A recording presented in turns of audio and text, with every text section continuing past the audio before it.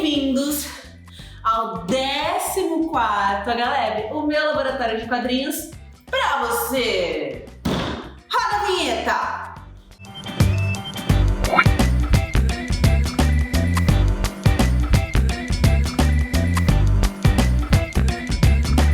Bom, nesse vídeo nós vamos falar sobre diagramação, que é praticamente você pegar todo esse monte de folha ou todo esse monte de arquivo que você tem aí no seu computador e pôr em prática.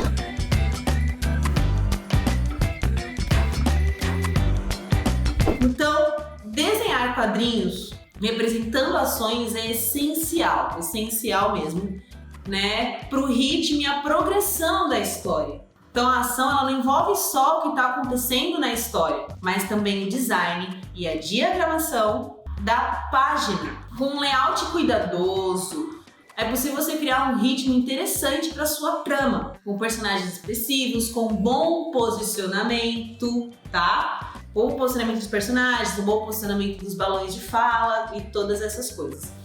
E é isso que eu vou ensinar para vocês hoje, então se liga! Mas só lembrando que, vamos lá, lembra aquela aula que eu estruturei com vocês lá? Qual que é o quadrinho que você vai usar? O que vai ter nesse quadro? Como que é o balão? Quais são as falas? Como que é o local? Qual que é o personagem? Lembra tudo aquilo?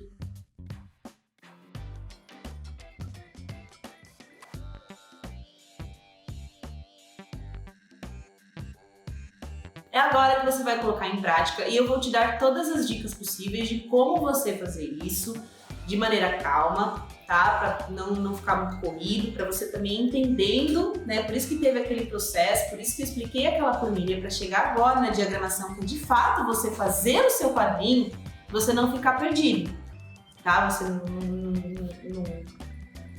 não isso aí que eu tentei falar e não consegui, mas só para vocês entenderem, beleza? Então a diagramação, no caso, é você sentar a bundinha aí e colocar em prática o que você está fazendo. Né? Você já passou por vários processos aqui, se você chegou pelo menos até essa aula, então se você acompanhou, eu estou indo bem didática, né? Passando passo a passo, até você chegar quase praticamente agora, que é um trabalho final, vamos dizer assim, né? De pegar, na verdade, tudo que você fez e fazer de fato o seu quadrinho. Tem gente que faz à mão, tem gente que faz essa diagramação no computador. Existem, pelo que eu vi, assim, existem até programas específicos para fazer isso. Geralmente quem cuida mais dessa parte pode ser considerado arte finalista, relativo. Mas senta aí essa bundona, presta atenção, porque você vai conseguir entender. Espero que você consiga chegar ao final desse vídeo entendendo e aplicando as dicas que eu vou dar aqui para você. E principalmente para o seu quadrinho ficar, o must, ficar maravilhoso, ficar sensacional, que é isso que a gente quer aqui. Que você seja demais nessa área que você está querendo. Se liga! Os tamanhos e os formatos dos quadros te ajudarão a dar ritmo para a sua história. Se você quer algo cheio de ação, você vai precisar de quadros grandes, o suficiente para acomodar os movimentos. Então é bom criar também um fluxo que facilite a leitura de um quadro para o outro. Não é muito bom incluir muitos quadros enfileirados na horizontal. Use no máximo de 4 por fileira. Separe os quadros para diferenciá-los com facilidade. Inclua espaços em brancos entre os quadros. Use as páginas para criar ritmo. Os layouts mais clássicos incluem páginas de 6 ou 9 quadros, o que é ótimo para quem deseja apresentar muita informação por página. Não é preciso criar fileiras com números iguais de quadros. Faça como você achar melhor. Para uma imagem com mais movimento, use quadros retangulares. A página de 6 ou 9 quadros é muito boa para representar ação contínua ou simular um movimento de câmera. E você também pode usar uma grade inclinada para representar uma grande quantidade de ação na mesma página. Se você for em alguns outros vídeos que eu mostrei alguns quadrinhos, tanto de imagem quanto de forma virtual, vocês vão entender o que eu estou falando aqui. Crie um ponto de foco. Antes de começar a desenhar os personagens e os cenários, escolha qual será o foco de cada quadro. A ideia é direcionar o olhar do leitor para um ponto específico e evitar a confusão conforme ele vai observar a página como um todo, de uma maneira geral. Planeje os pontos de foco de modo que os olhos do leitor sigam em um formato um pouco de zigue-zague por toda a página. No caso de quadros horizontais, coloque o ponto focal na esquerda, no centro ou na direita. No caso dos quadros verticais, coloque um ponto em cima, no meio ou embaixo. Ou, no caso de um quadro quadrado, coloque o ponto em qualquer lugar, desde que ele guie o leitor para o próximo painel. Agora o segundo passo, nós vamos compor a ação com os personagens. Crie uma linha de ação, que nada mais é do que uma linha imaginária que simboliza o movimento de um personagem. Ela deve ser um caminho dramático e intenso, que dita a movimentação do personagem no quadro. Para praticar, desenhe uma flecha apontando na direção que você deseja que o personagem faça dentro da história. Faça linha lápis e apague quando terminar de desenhar, quadro a quadro. Fazendo uma linha fluida para que seja possível identificar as intenções da movimentação do seu personagem. Então, exagere! Se o personagem está apontando para algo, crie uma linha que comece dos pés dele e que se estenda até os braços. Comece desenhando com uma linha central. Essa deve ser a primeira parte do esboço de qualquer figura, atuando também como a linha de ação. Assim que tiver uma linha central exagerada representando o movimento da sua cena, você começa a desenhar o seu personagem ao redor dela. As poses têm ritmos próprios representados pelas linhas centrais. Por exemplo, se o personagem está correndo, a linha central não deve ser vertical e reta. Pense na inclinação do corpo e faça uma linha com curvas que representem essa ação. Então, se o personagem está correndo, como que vai ser essa linha do corpo dele?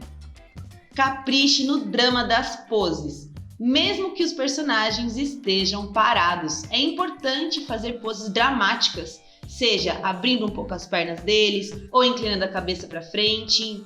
A intenção aqui é você mostrar o movimento. Então, quanto mais você exagerar, melhor vai ficar. Use expressões para indicar um evento ou uma ação que esteja prestes a acontecer, mesmo que você esteja desenhando um rosto em um quadro antes da ação.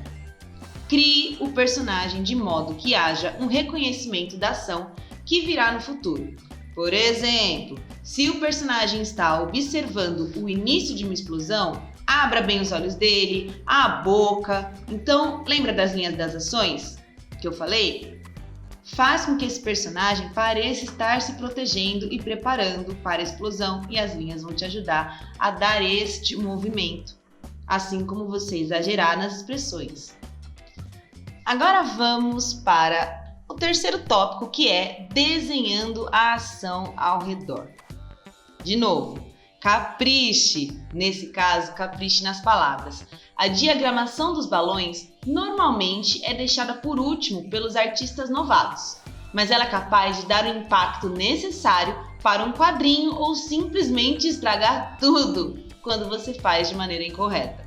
Os balões de falas e os efeitos sonoros merecem a devida atenção, então pense nos pontos focais de cada quadro e use-os para posicionar as falas e as onomatopeias.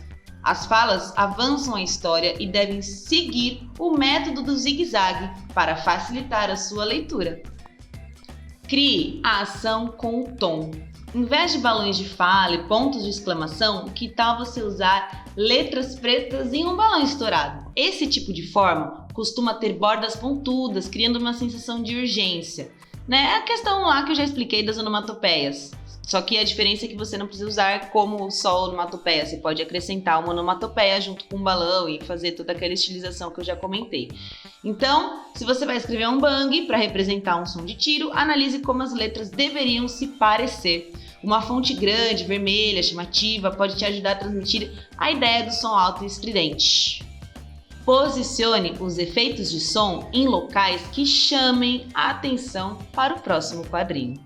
Desenhe linhas de ação e velocidade. Selecione um ponto de foco no fundo dos quadrinhos para demonstrar uma ideia de profundidade. As linhas de ação e velocidade costumam criar bastante movimento nas cenas. Então, em vez de um cenário detalhado, né, com todas aquelas coisas, experimente usar mais as linhas para chamar atenção para um único ponto de foco. Então, gente, lembra que a gente falou sobre metáforas visuais, sobre linhas cênicas? É a hora de você usar. É agora que você precisa colocar em prática tudo que a gente já conversou. E aí, por mais que aquelas características parecessem meio bobinhas, elas dão outra cara para o seu quadrinho. Elas vão dar muito movimento, né? Essa questão da linha da ação, da passagem do quadrinho. Então, use e abuse. Dicas! Comece com lápis, com fino, né? Não deixa muito forte o desenho que você for fazer, né? Para você conseguir apagar os seus erros com facilidade, tá? 2, vai com calma. É tentador você correr para que o seu desenho fique o mais bonito possível, tá? Mas a paciência vai te permitir fazer ilustrações mais precisas, tá bom? 3, não tenha medo de brincar com as linhas, tá? Você provavelmente não vai criar uma obra-prima da noite pro dia, mas a prática vai te ajudar a desenvolver as suas próprias técnicas, tá? Então, não faça com pressa, não ache que você, viu as aulas hoje, pegou as dicas hoje e amanhã você já tem que estar com o seu quadrinho pronto. Não é assim que funciona. Lembra que eu falei, pesquisa, vai com calma. Às vezes eu tô dando algumas dicas aqui que tem gente em outros sites, tem cursos específicos só de quadrinhos, tá? Uma galera sensacional, especialista mesmo, criadores de HQ que trabalham nessa área há muitos anos, que às vezes tem umas dicas mais específicas para vocês. Lembra que isso é um laboratório com algumas coisas de conhecimento que eu sei e que estou trazendo aqui para vocês, né? Como eu sou professora de artes, então estou trazendo um pouquinho mais desse universo para vocês conhecerem. Mas se você quer entrar mesmo, ser engajado nessa área, vai atrás de cursos mais específicos, de aulas de desenhos específicas, né? Vai entender o mercado, vou falar um pouquinho disso também mais pra frente, mas vai entender o mercado de quadrinho, vai entender como isso funciona, né? As coisas são pesquisadas, não são de um dia pro outro, então calma. Calma que assim, por mais que eu falei aqui, são absurdos de coisas, são muitas coisas que você já tem que pensar, você não precisa ser um gênio de um dia pro outro, você não precisa ser, não, eu preciso lançar meu quadrinho porque vai ter que ser o melhor da face da Terra. Não é assim que o universo, não só do quadrinhos, mas que o mundo, de uma forma geral, funciona. Aprenda, treina, pratique, isso vai te levar mais longe do que você começar aqui de um dia pro outro querendo ser the boss, the best. Não é assim que funciona. Olha minhas mãozinhas aqui de novo pra vocês, até mudei aqui, ó. Tô chique, tô ficando chique, gente. Mas vamos lá, chega de enrolação. Tem esse livro aqui também na minha coleção pessoal que conta um pouquinho sobre Freud e sobre a interpretação dos sonhos, que foi uma teoria dele que usamos aí até hoje em algumas questões. E o mais legal é que ele é um pocket livrinho e adivinha, fizeram uma releitura dessa história em formato mangá. Sim! Ó, que demais! Tem todas as características reais do mangá, né? Não tão assim, mangá mesmo, raiz que a gente está acostumado. Mas ele trabalha em cima dessa coisa dos mangás. E é legal que conta as teorias, conta como ele foi chegando no resultado. O Freud, aí o rei que falam da psicanálise, para quem não conhece. Muito bacana mesmo. Agora, voltando no assunto que a gente estava falando, repara aqui a questão da diagramação, certo? Então, ó, ele vem, os quadros são diferentes, encaixa todos, tem informações suficientes, mas não fica algo poluído. O balão faz a gente ir acompanhando o que está acontecendo, certo? E uma coisa muito interessante mesmo que vocês têm que pensar na questão da diagramação. Repara, aqui tá mais claro, né? Lembra que eu falei que os mangás, geralmente, eles trabalham bastante com a questão do preto, do branco, do cinza, então aqui tá um exemplo bom pra eu mostrar pra vocês. Então aqui um pouco mais claro e aqui vai chegando pro escuro. Repara neste quadrinho aqui, neste aqui.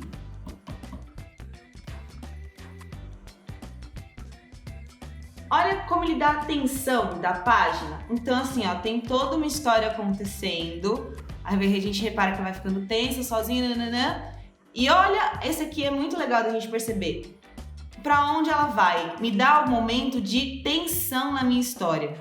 Que eu tenho vontade de virar logo para o próximo quadro. Então, onde os personagens são colocados é muito importante. Porque isso vai direcionar o seu leitor, gerando expectativa, gerando suspense, mesmo que seja uma história engraçada. É muito legal nos quadrinhos você perceber esse fluxo. Então você também não vai, por exemplo, já dar para o leitor o acontecimento final aqui.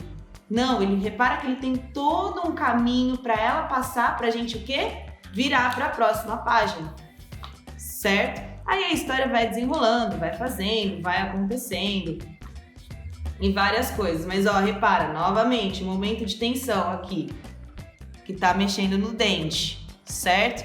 Isso me faz o quê? Querer saber o que vai acontecer depois. Olha o que foi de tensão aqui. E ele vai criando um clímax, ó. Vai chegando aqui, nananã. Ah, chega o doutor, pá. Então, é esse caminho que vocês têm que pensar bastante nas histórias.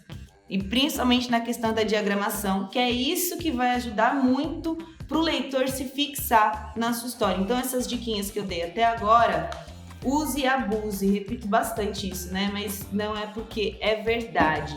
Então as coisas, os mínimos detalhes possíveis, se vocês conseguirem pensar, vai ser muito bom. Principalmente a questão da colocação dos balões, certinho? É um pouco de um livro mais sério, então repara que ele tem a questão dos movimentos e tal, mas não é aquilo com onomatopeia, com nada disso. E um detalhe dele é porque os mangás, lembra que eu falei que eles começam ao contrário? Esse não acontece isso, ele começa normalmente, tá? Aí ele dá uma explicada aqui, lembra que eu falei que era um livro mais didático, então aqui já começa a nossa história. Introdução à psicanálise, parte 1, certo? Agora, gente, eu vou dar pra vocês umas diquinhas de Lembra que eu falei pra vocês nos outros vídeos sobre fanzine? Então se liga, porque olha o que eu achei na internet. Pessoas lindas e maravilhosas. Se liga. Então, gente, olha que fofura de site. Já começamos aqui com a Samantha Flor. Olha as artes dela. Ela começou com zine. Ó, muito bacana mesmo. Sério. Repara que isso aqui também é um tipo de estilização de desenho. Ele tá mais voltado pro cartoon. Ela faz tatuagem, enfim, um site mega fofo, com artes muito legais. Aqui, ó, um pouquinho sobre ela para entrar em contato, blog, ó, os livros que ela tem.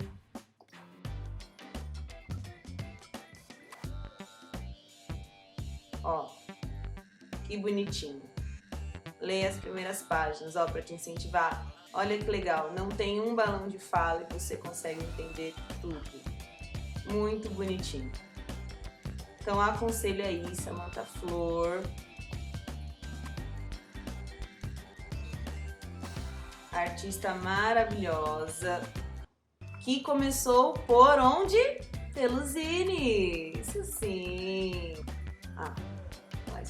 Temos também aqui o Diário das Disputas Diárias, muito legal esse site, muito legal mesmo, reparem. Já vê como o tipo de arte já é diferente, o tipo da estilização é diferente? Questão dos zines aí, né? Ó que legal, muito bacana mesmo. E vamos para a última, mas uma fofa também, Brincadeira, gente, eu não conheço. Tem a Aline Zolvi, que também, olha que legal, as publicações que ela teve, as exposições, os trabalhos de cartoon, né? Muito legal vocês terem aqui, ó, analisarem como parâmetro cursos e oficinas, ó, que ela fez aqui, ó, oficina de quadrinhos autobiográficos em Campinas. Então, dá aquela pesquisada na internet, tem muita coisa que vocês podem ir atrás e pesquisar, foi o que eu tava falando. Publicações dela, enfim. Certo? Ó, que bonito. Repara que também, isso aqui a gente pode falar que é um cartoon, mas repara que é muito diferente desse aqui, da Samantha. E ó, bacaníssimo. E o que legal que ela tem também é isso aqui, ó, que ela já tem a loja dela, por exemplo, lojas online. É aí que eu falei da questão dos zines, que ela também faz uns zines maravilhosos, ó. Livros e zines. E olha, gente, que acessível. Isso aqui é um zine, tá? O zine dela. Ó, R$15. Apenas.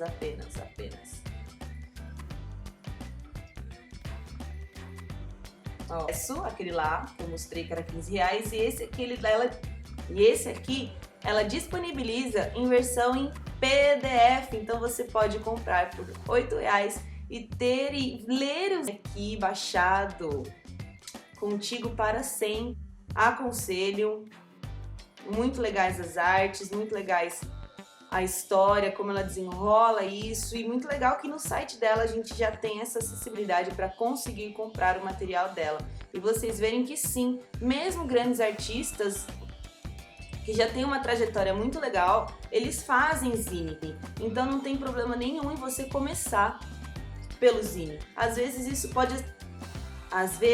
pode até ser uma característica sua, uma característica para você que faz zine. Não tem porquê, às vezes, se você não se sente à vontade, já partir direto pro quadrinho. Então, comece pelos zines. E ó, baratinho, você pode também fazer o seu dinheirinho com o zine. Pode disponibilizar também, né? Fica aí a sugestão, de maneira online. Momento, você sabia? Comigo.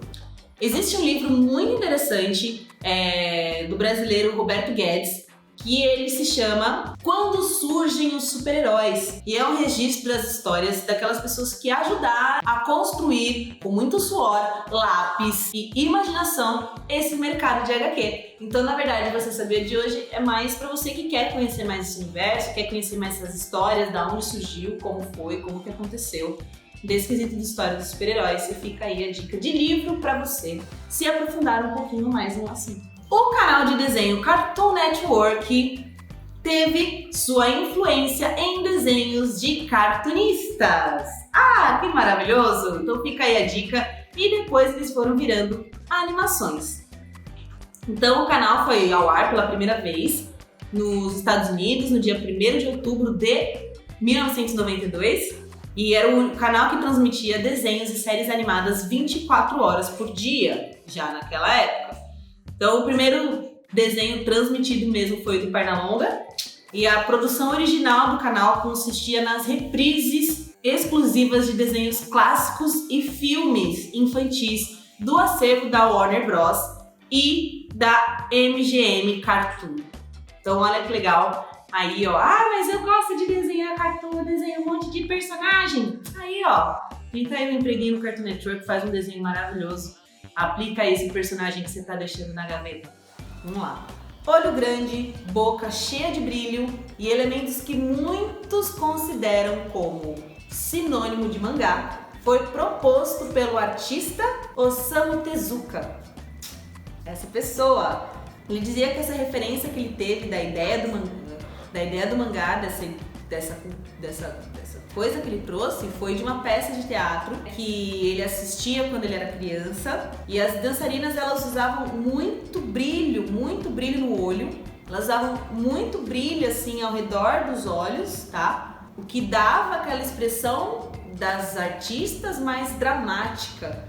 né? Então ele pegou essa referência de maquiagem das artistas japonesas de uma peça de teatro quando ele ainda era criança e meio que concretizou um gênio esse cara. Ele é um gênio do mangá, um gênio dos quadrinhos japoneses. E ele praticamente criou esse estilo de mangá, porque hoje a gente segue muitos desenhos seguem essa coisa do olho grande, da boca, enfim, do rosto um pouco mais quadrado, do quadrado não mais redondinho, assim, né? Às vezes mais oval, vários tipos, mas falando mais que se segue, né? E é legal que ele traz também que os olhos, que ele fala, né? Também uma coisa legal que ele dizia é que os olhos, são a janela da alma, né? Que é possível você ver o sentimento de uma pessoa através do olhar dela. Então, além dele trazer essa característica dessa peça de teatro que ele assistiu, do olho grande, ele ainda tinha isso com ele.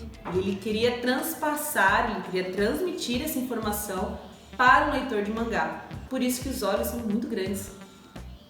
Olhou. Né? Todo mundo fala, é porque japonês tem o olho puxado, o olho pequeno, então eles são frustrados. Então por isso que eles desenharam o olho grande. Não, fica quieta. Não é nada disso, tá? Então tem toda uma história por trás, não sai falando besteira por aí e, né, até uma espécie, tipo, bem zoada de você falar de uma cultura, de um lugar, de você tirar sarro desse jeito, porque, né, o mangá é um marco no mundo inteiro, no universo dos quadrinhos, não é essa ideia de que ele só tem um olho grande porque os japoneses são frustrados, não tem nada a ver, tá bom? Na verdade, é mais por essa característica e uma coisa bem bonita de se pensar que os olhos são as janelas da alma e ele quis passar isso para o quadrinho, ele quis passar a sensação do personagem com o olhar para quem estivesse lendo. Olha que fantástico isso. Então, antes de criticar, julgar ou falar alguma coisa, faça o seu quadrinho pensando no mínimo e crie o seu personagem pensando no mínimo em algumas dessas características, em algumas dessas essências que você pode aplicar e agregar para a sua história e conquistar o seu leitor. Ha! Momento quiz! Nossa, entuchei vocês de momento você sabia, né? Mas é porque eram informações tão legais que eu queria compartilhar e ainda sobrou um pouquinho de tempo de vídeo e achei legal a gente ter esse momento um pouco mais prolongado, tendo em vista que o mundo das histórias em quadrinhos tem muita informação.